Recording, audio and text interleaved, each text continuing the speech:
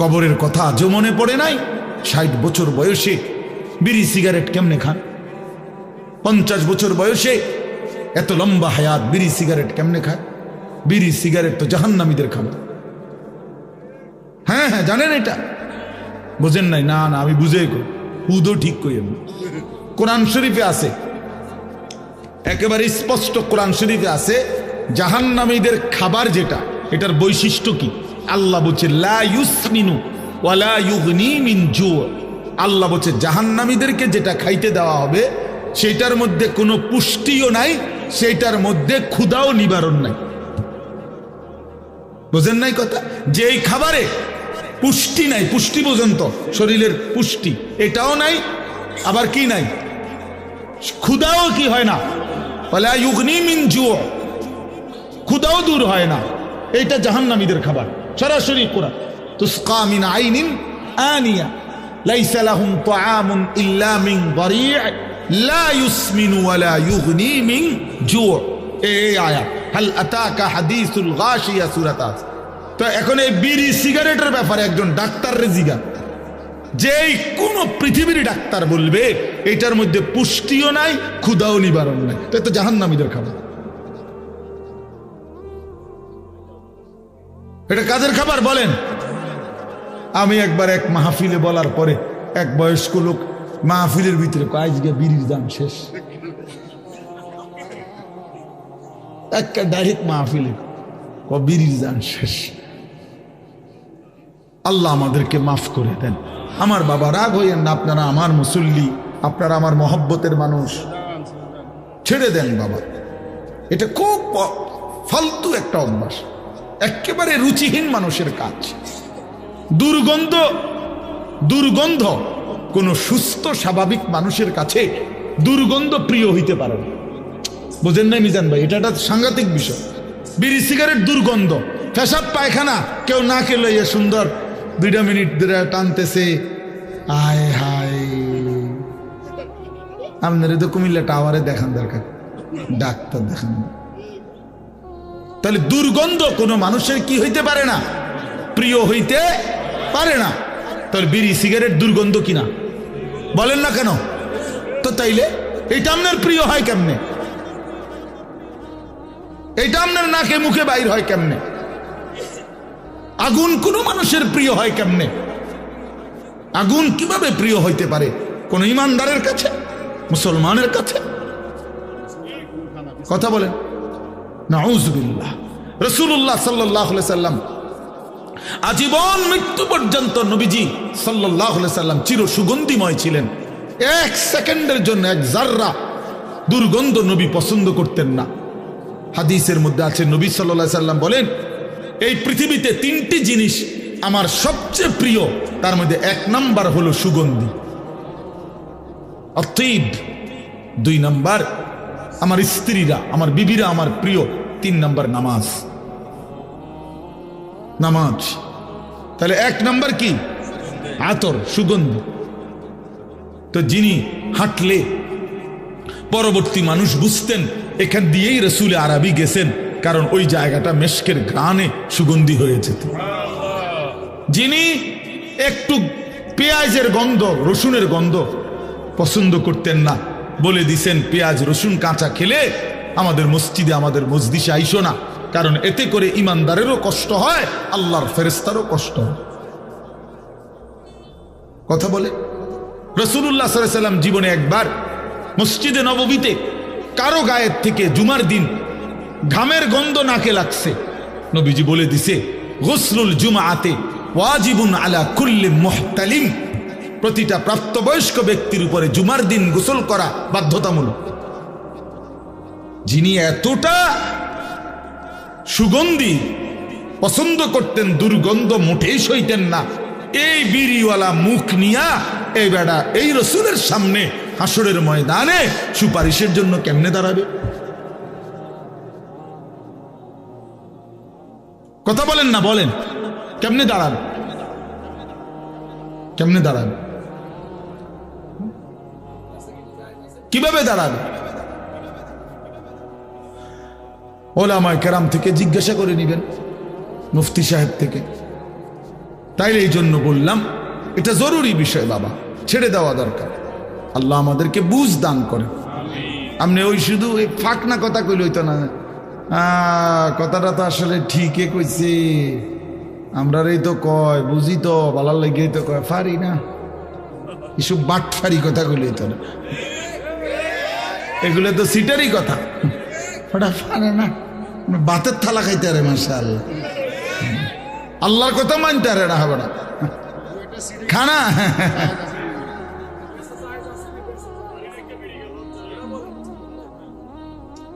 কোন মুফতি সাহেব থেকে জেনে নেবেন। এই জন্য বললাম মুফতি সাহেব থেকে জেনে নিতে হবে। এই জন্য বলেন আমরা এটা বুঝাইতে চাইলাম বাবা। আমার শুধু একটা উদ্দেশ্য না, আমি কোনো বিড়ি সিগারেট বুঝাইতে বসি নাই, বসছি যে প্রসঙ্গ করে বললাম গুনাহ ছেড়ে দেন, আল্লাহর নাফরমানি ছেড়ে দেন, নিজের আখলাক নিজের জিন্দিগি সুন্দর করা চাই। এটা এমনি এখন একটু পছন্দ না হলেও এটাই সত্য, এটা ইনসাফ, এটা উচিত। আজকে হয়তো আমি শক্ত করে বললাম, কিন্তু একদিন মনে পড়বে হায় মোল্লার কথা যদি শুনতাম, এই মোল্লার ওয়াকালু লাউ কুন্না নাসমাউ আও নাকিলু মা কুন্না ফি আসহাবিস সাঈদ। জাহান্নামী বান্দা বলবে হায় ফেরেশতা, সেদিন দুনিয়াতে যদি আমি একটু শুনতাম বা বুঝতাম তাহলে তো আজ আমি জাহান্নামী হতাম না। আমাদের এক ব্যক্তি আমার কাছে খুব ঘনিষ্ঠভাবে খুব সুন্দর একটা কথা বলছে, হুজুর, যে ব্যক্তি নিয়মিত বিড়ি সিগারেট খায় আর তার বিবি জন্য কোনো মহিলার জন্য জীবনের সবচেয়ে বড় অভিশাপ এই বিড়ি খাওয়াইনা জামাই। এই বেচারি মজলুম, এই বেচারি নির্যাতিত, জীবনে বছরের পর বছর এই দুর্গন্ধ সহ্য করে যাইতেছে। মানবাধিকার এই দুর্গন্ধ নিয়ে বেচারি জীবন পার করতেছে। নাউজুবিল্লাহ, নাউজুবিল্লাহ। আল্লাহ তাআলা আমাদেরকে লজ্জা শরম হায়া দান করেন আমার বাপ। তাহলে আমাদের জীবনের মূল ডিউটি এটা মনে রাখবেন, একজন মুসলমানের কাছে আল্লাহর প্রথম চাওয়া গুনাহ বর্জন, এটা হলো 1 নাম্বার। তো বলে নেক আমল, এই গুনাহ যে বর্জন করে আল্লাহর কসম অটোমেটিকলি নেক আমল তার দ্বারা হয়েই যায়। যে মিথ্যা বলে না তো বাকি কথাটি তো সবই সত্য, বুঝেন নাই মাহমুদ? তো সারছেই। যে গান গায় না, যে নাচ দেখে না, তো সে তার সময় করবে কি? সে আল্লাহর জিকির করবে, এমনিতেই চলে আসবে এটা। যার দিল সাফ, যার দিল গুনাহ থেকে পবিত্র থাকে, তো সে নেক আমল করতেই মজা পায়, আল্লাহকে ডাকতেই মজা পায়। আর আল্লাহ তাআলাও সেই বান্দাকে ডাইকা জবাব দিয়ে মজা পায়।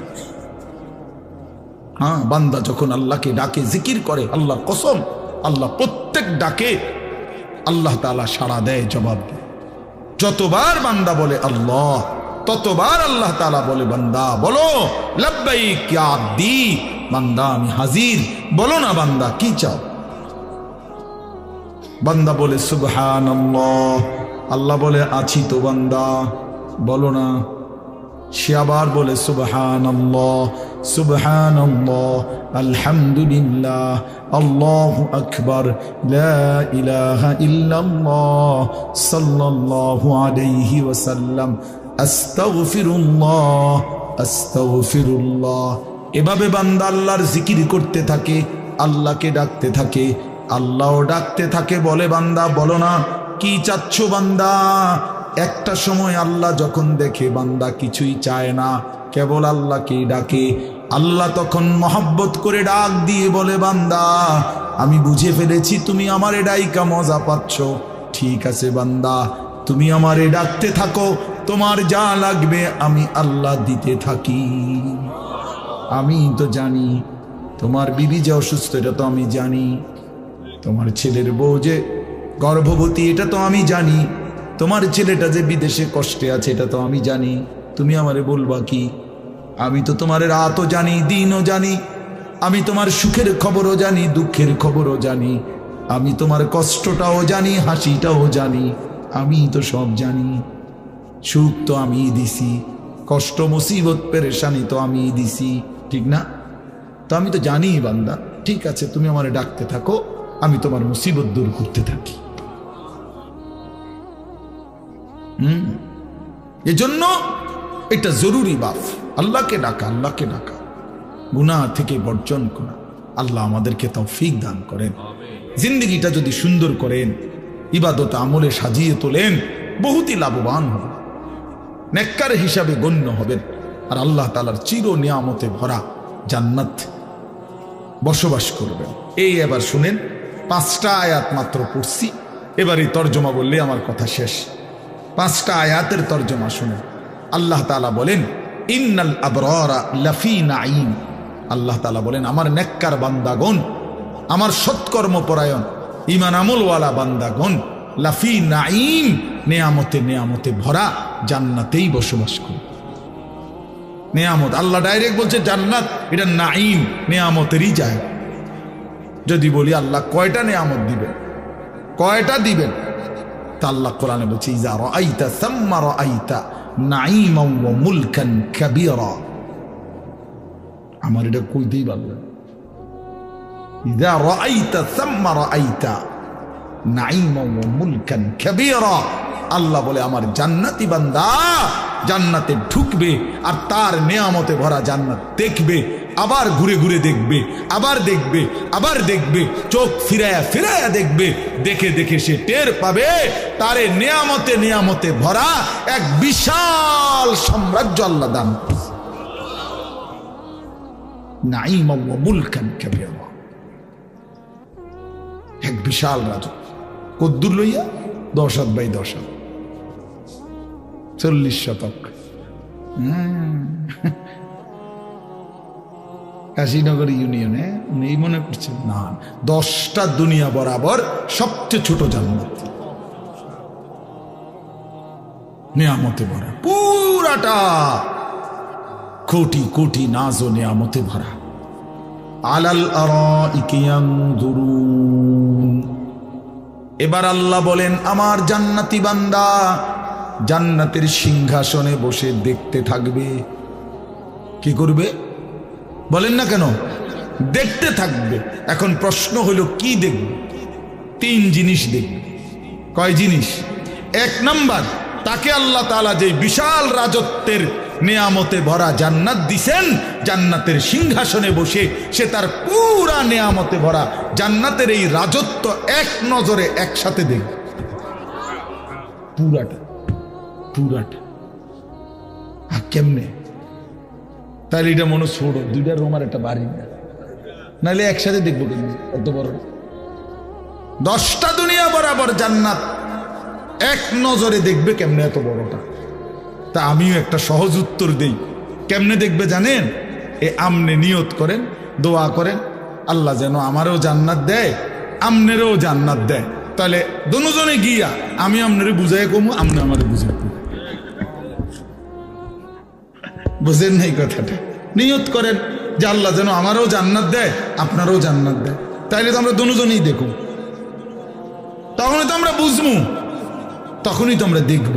বাকি মহান আল্লাহ যেহেতু বলছে, আল্লাহর কসম এটাই নিশ্চিত। সেটা কিভাবে?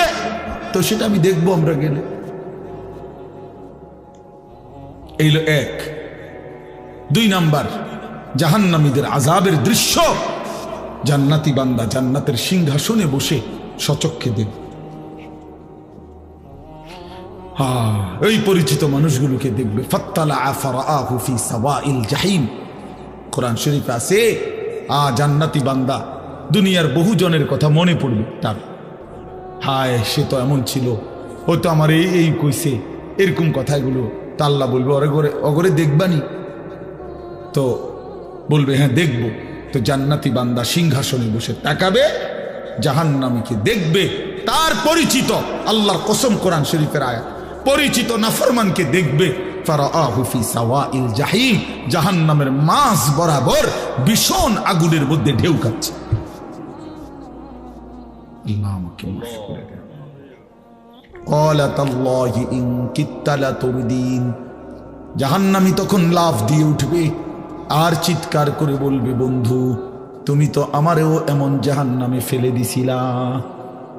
আমি বন্ধু যদি তোমার কথা শুনতাম, সেদিন যদি নাফরমানির আড্ডায় চলে যেতাম, আজকে তো আমিও এমন জাহান্নামেই পড়ে থাকতাম। ওয়ালাউলা নি'মাতু রাব্বি লাকুনতু মিনাল মুহদারিন। আমার আল্লাহর দয়া যদি না হতো বন্ধু, তাইলে তো আমিও তোমার সাথে জাহান্নামী হতাম। তাহলে দ্বিতীয় নাম্বার হলো জান্নাতি বান্দা, নেককার বান্দা জান্নাতের সিংহাসনে বসে জাহান্নামীকে দেখবে। 3 নাম্বার, কয়টা বলছি, কয়টা দেখবে? 3 জিনিস দেখবে। 1 নাম্বার কি? নিজের জান্নাত দেখবে। 2 নাম্বার কি?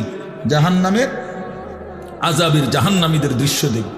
3 নাম্বার, এটা কইমু, হ্যাঁ, এটা অসাধারণ, একটু জিরা নাম না আদান। আল্লাহু আকবার। এটা হইল জান্নাতি বান্দা জান্নাতের সিংহাসনের মধ্যে বসে উপরের দিকে তাকাবে আর মহান আল্লাহ পাক রব্বুল আলামিনকে দেখতে থাকবে। আলাল আরাইকি ইয়ানদুরুন ইলা রাব্বিহি আযজা ওয়া জাল। মহান আল্লাহ পাকের দিকে একবার যখন তাকাবে জান্নাতি, ৭০,০০০ বছর এক নজরেই তাকিয়ে থাকবে। ৭০,০০০ বছর। হ্যাঁ, মানে আমার শায়েখ আল্লামা মুফতি মুশতাকুর নবী সাহেব বহু বয়ানে বলছে, আমরাও পড়ছি, হুজুরের কাছে আমি কত শুনছি, জান্নাতে কোন নেয়ামতের মজা ৭০,০০০ কমে নাই। বুঝেন না? কোন নেয়ামতের স্বাদ মজা ৭০,০০০ বছরের কমে নাই। জান্নাতে এতে ৬৭, ৬৮, ৬৯টা নাই। জান্নাতের শুরুই ৭০,০০০ দিয়া। সুবহানাল্লাহ, সুবহান। যেমন ডান কাদের ফেরেশতা, এই যে এই ফেরেশতা যিনি নেকি লেখে, ওনার কাছে ১, ২, ৩, ৪, ৫, ৬, ৭, ৮, ৯ নাই। না, এই গড়ে নাই ওনার, এককের গড়েটা নাই ওনার কাছে। উনি শুরুই করে ১০ দিয়া। উনি শুরু করে কত দিয়ে? মান জাআ বিল হাসানাতি ফালাহু আশরু আমসালিহা। প্রত্যেক নেক আমলের শুরুই কত দিয়ে? ১০। এই জন্য ৭, ৮, ৯ লেখে না, সিস্টেমে নেই। তো জান্নাতেও ৭০,০০০ কমে কিছু নেই।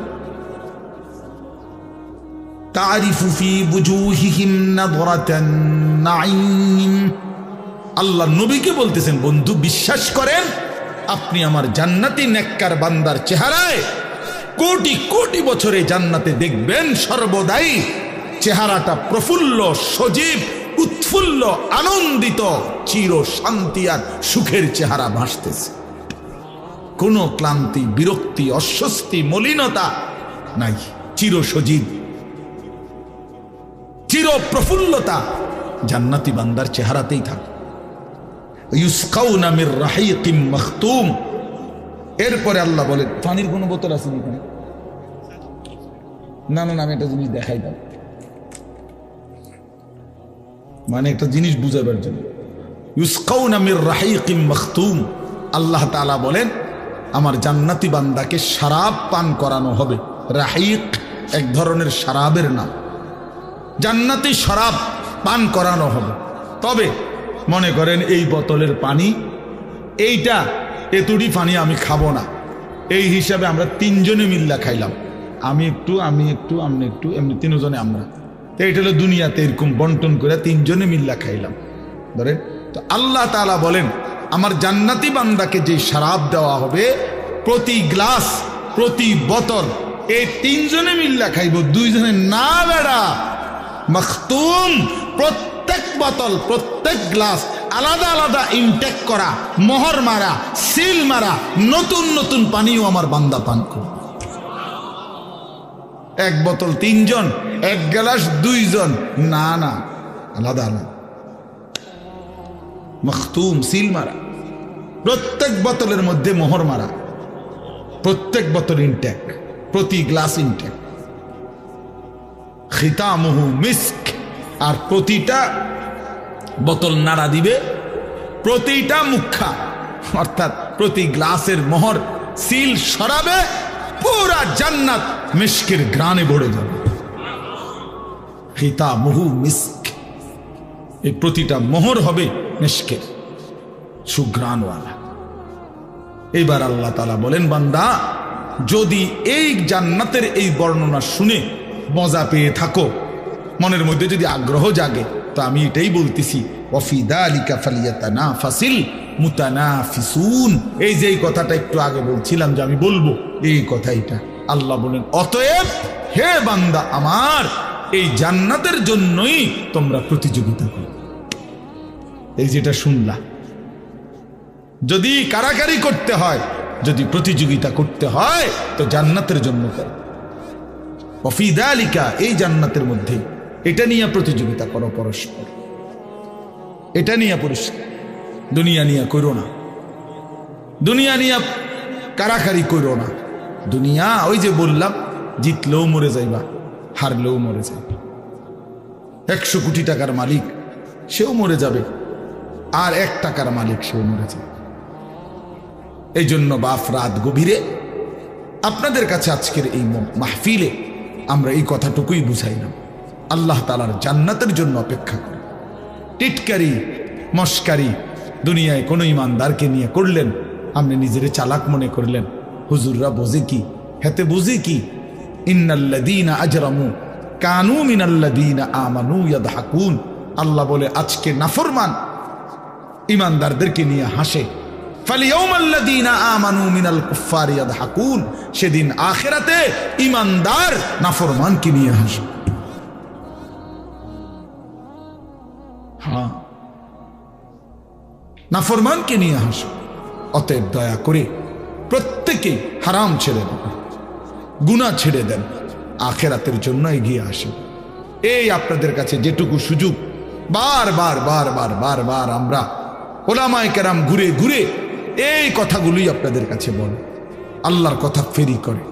আমার শেষ কথা হইল, যে কয়জন আল্লাহর বান্দা বসছেন, মনে করেন আর যদি কোনোদিন বলতে না পারি, তো আজকে শেষ 2টা কথা বলি। 1 নম্বর, আল্লাহ কোরআনে বলছে, ফাবিআইয়ি হাদিসিন বা'দাহু ইউমিনুন। এই শেষ কথাটা মনে রাখেন। 1, আল্লাহ তাআলা আমাদেরকে জিজ্ঞেস করছে, বান্দা 30 পারা কোরআন আমি নাজিল করলাম, 23 বছরে আমার রাসূলের উপরে কোরআন নাজিল করলাম। এক একটা কথা এই সর্বশ্রেষ্ঠ কোরআনে কালামে আমি বারবার করে বললাম। তোমার কাছে এবার আমি জানতে চাই, বান্দা আমার মতো মহান আল্লাহ আর কতবার বললে, আর কোন কিতাব নাজিল করলে, আর কেমনে বললে তুমি বিশ্বাস করতে, তুমি মেনে নিতে? এই আপনারাই শুনেন, আমার বেশি মানুষের দরকার নেই।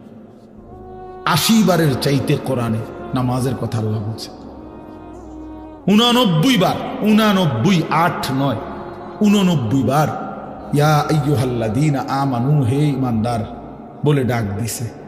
তো মনে করেন আল্লাহ যেন জানতে চাচ্ছে, আমার বান্দা আমি আর কতবার বললে তুমি নামাজ পড়তে?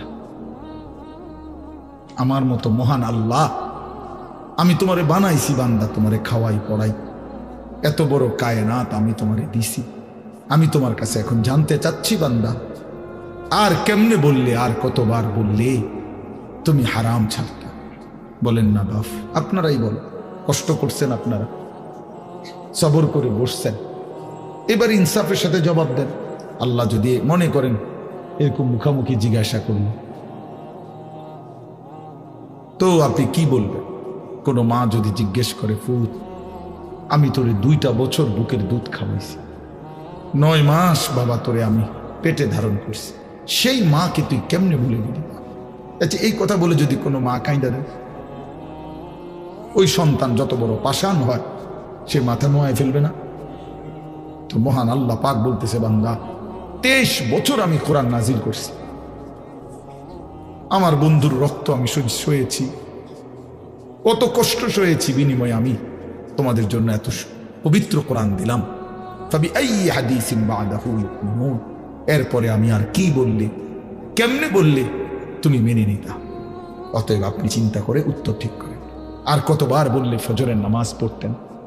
এই আমরা যে কয়েকজন বলেন যারা ফজরের নামাজ পড়েন না, কেন পড়েন না? ছেলেরা, বাবা বলো ভাই, কেন ফজরের নামাজ পড়ো না ভাই? তোমার উপরে কি আল্লাহ নামাজ ফরজ করে নাই? সামান্য ঘুমের কাছে হেরে গেলেন, সামান্য ঘুমের কাছে হেরে গেলেন। সকালবেলা যে মালিক ঘুম থেকে জাগায়, তিনি যদি আর কোনোদিন ঘুম না ভাঙায়? কোরআন শরীফেতে স্পষ্ট আছে, প্রত্যেক মানুষ যখন ঘুম যায়, আল্লাহর কসম, আল্লাহ বলছে রূহ আমি আলাদা করে ফেলি, এরপরে আমি ইচ্ছা করলে ফেরত দেই,